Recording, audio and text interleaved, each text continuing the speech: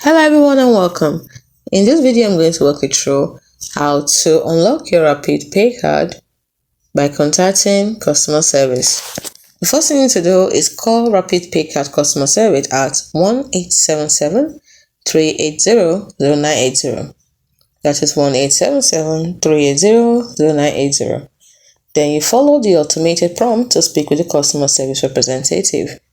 Next, you inform the representative that you need to unlock your card. Follow the instructions to unlock your card. It's as simple as that. Please note that you may need to provide security information or answer verification questions to unlock your card.